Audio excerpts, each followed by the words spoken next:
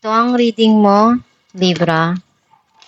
Welcome back to our channel. Naway nasa mabuti kayong kalagayan while watching the channel. This is a general reading. Kayo nang balang magpalit-palit ng situation nyo sa reading ko.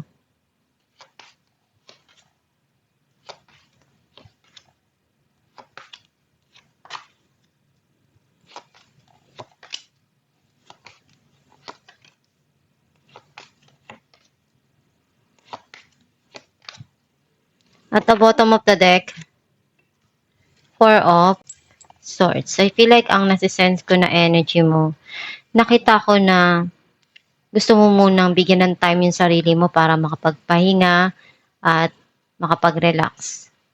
Some of you gusto mong mapag-isa, bigyan ng time yung sarili mo para makapag-isip and pag-isipan kung ano yung mga nangyayari ngayon sa buhay mo. Ang mensahe ng card mo, may mga goal ka na na-achieve mo and andun yung pagsusumikap mo. And lahat yan magpipaid off pagdating sa huli kasi ginawa mo yung lahat ng makakaya mo. You are a good provider and also alam mo sa sarili mo na nagmamature ka na doon sa mga decision mo, sa mga gusto mong mangyari sa buhay mo. Pinupunuan mo yung pagkukulang. Ikaw na yung nagbibigay kung ano yung makakaya mo.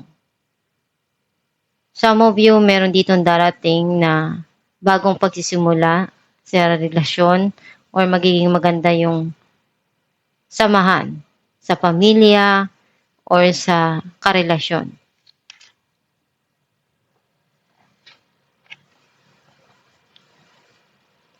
Andun yung pagmamahalan nitong dalawang tao na to na nagbibigayan, pinapakita kung ano yung makakaya na mapunuan sa isa't isa na pagmamahal. Some of you, kung ano yung pagkukulang, ikaw na yung nagbibigay. Ikaw na yung nagpupuno.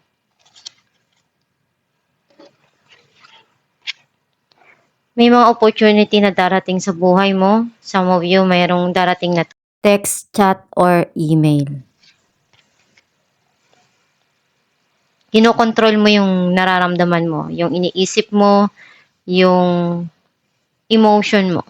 Some of you, may tao na kumukontrol sa buhay mo. Either boss mo or someone sa buhay mo na very controlling.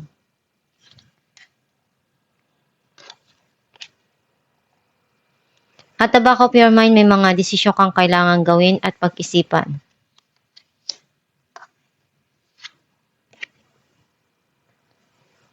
May darating dito na long term na magpapasaya para sa'yo. Either yung pamilya mo, masaya ka na kasama mo sila, ina-enjoy mo yung celebration, or masaya ka na nandyan sila para sa'yo, palagi sinusuportahan kung ano yung ginagawa mo.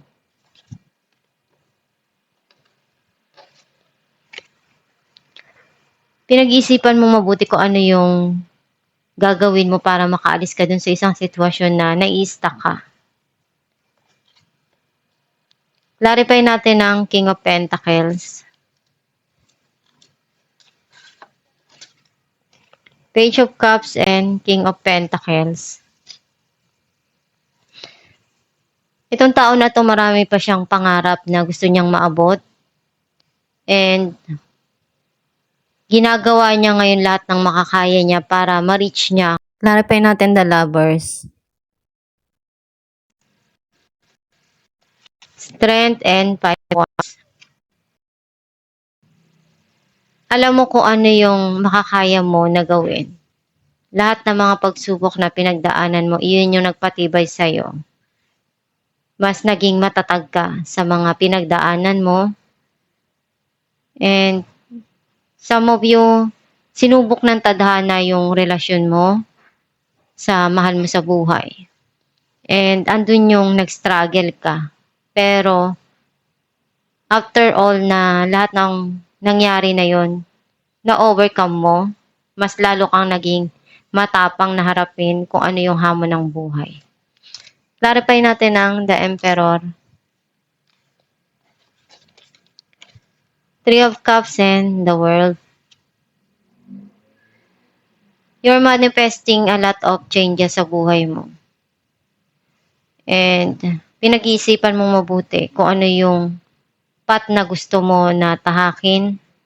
Some of you, magkakaroon dito ng pagkikita at pagkakaayos or pag-aayos.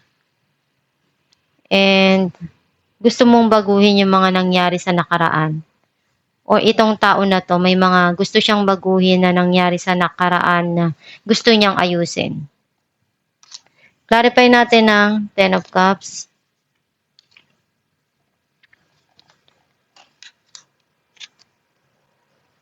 Ten of Cups and Three of Swords. Ang dami mong pinagdaanan na pain. And lahat ng yon nalagpasan mo. Ngayon, unti-unti ka nang nagiging masaya at yung mga taong mahal mo. Kung ano yung mga nangyari sa nakaraan, napalitan na yun ng kaligayahan. Clarify natin ang Ace of Cups, Four of Cups, and Ten of Wands. Andun yung panghihinayang mo or pagsisisi mo. Pero alam mong nag-end na yung situation. Some of you, may darating dito na offer and gagawin mo kung ano yung makakaya mo. Kahit alam mong mahirap, hindi ka basta-basta susuko. Alam mo kung ano yung responsibilidad mo. And pupunuan mo palagi yon. Clarify natin ang Eight of Wands, Four of Pentacles, and the Hangman. Gusto mo makapag-ipon at i-secure yung kinabukasan ng pamilya mo, pero hindi mo alam kung paano gagawin, paano magsisimula. And may darating dito na bagong opportunity para sa'yo na sisimulan mo or makakatulong para sa'yo. Clarify natin ang The Moon. Some of you, merong tao sa past mo na magme-message sa'yo.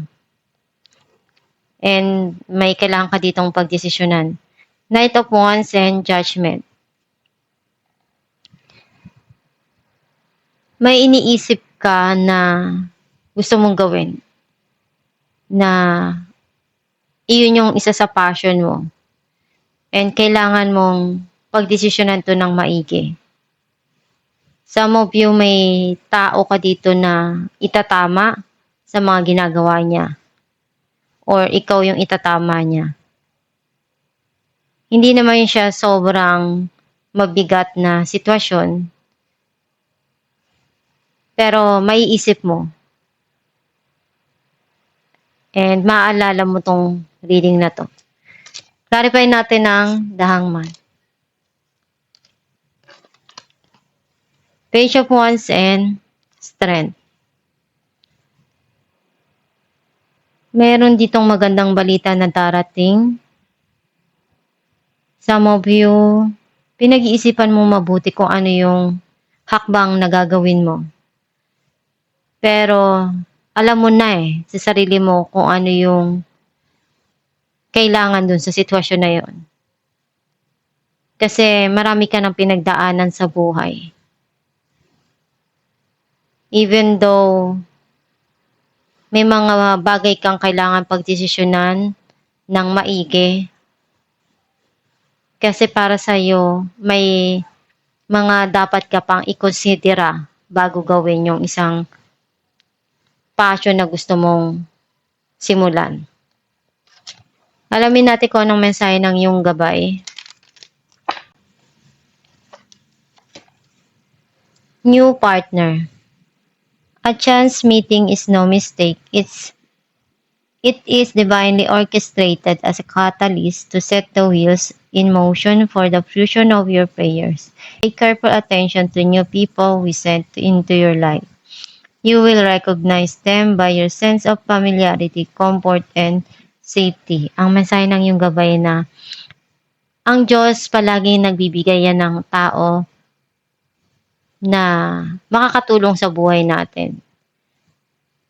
And may mga tao na binibigay sa buhay mo para tulungan ka or may matutunan ka. Sometimes, may mga sitwasyon na nangyayari na hindi maganda. Pero alam ng Diyos na kailangan mong pagdaanan yun dahil mas magiging matapang ka at marami kang aral na mapupulot dun sa mga pinagdaanan mo. Kung hindi mo mararanasan yun, hindi ka mag-i-improve at mas lalong magiging responsable sa mga ginagawa mo at sa kung ano yung gusto mo pang makuha sa buhay. And alam mo kung ano yung kailangan mong gawin sa bawat sitwasyon na pumapasok at dumarating sa'yo. Gawin mo lang palagi yung makakaya mo, magdasal ka, at ihiling mo sa Diyos kung ano yung mga pangarap mo. At kung ano pa yung dapat mong gawin sa buhay, ikaw lang yung makakapag-desisyon yan. As long na wala kang nasasagasaan na iba, ipagpatuloy mo and i-manifest mo kung ano yung pangarap mo sa buhay. Maging positibo ka sa mga gusto mo na ma-achieve. And kung ano yung hangarin mo, gawin mo lang yung makakabuti para sa lahat. At itong yung reading, Libra, kung nakaresonate ka, kindly comment down below. Thank you for watching.